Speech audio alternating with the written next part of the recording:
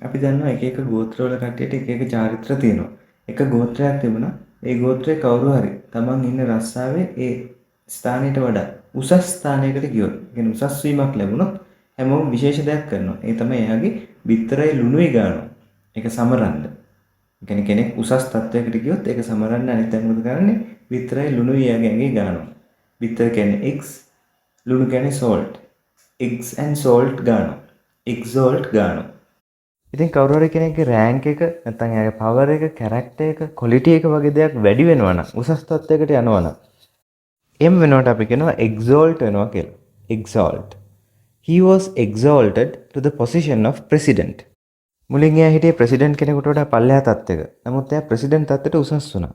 ඒතකොට තමයි අපි කියන්නේ he was exalted to the position of president. Exalt, to raise in rank, honor, power, character, quality, etc. ඒ වගේම to praise highly, glorify වගේ අදහසත් මේ exalt කෙනකේ තියෙනවා.